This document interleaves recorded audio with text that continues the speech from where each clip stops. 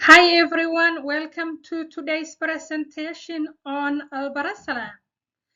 Alprazolam is a benzodiazepine indicated for general anxiety and panic disorder.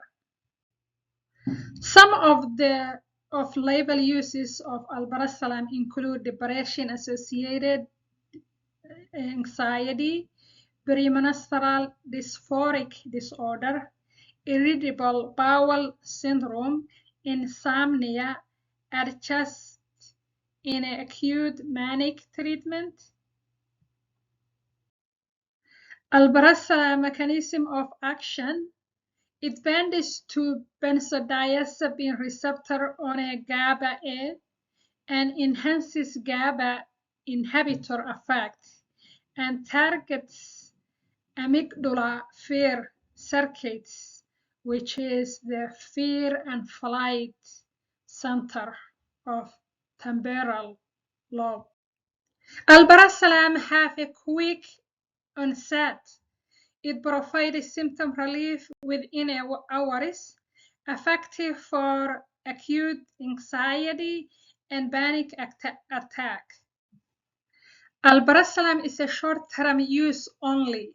Use short-term while transitioning to SSRIs,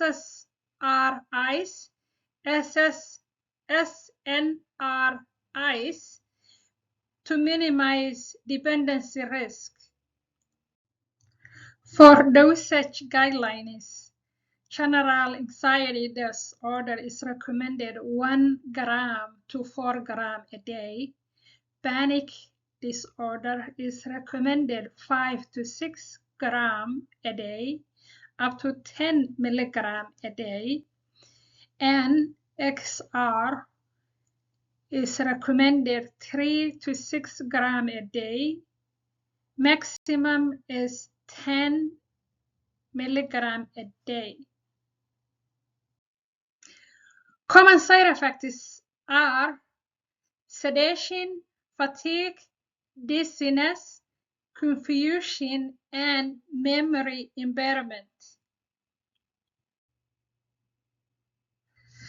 Serious side effects include respiratory depression, hepatic and renal dysfunction, rare blood disorder.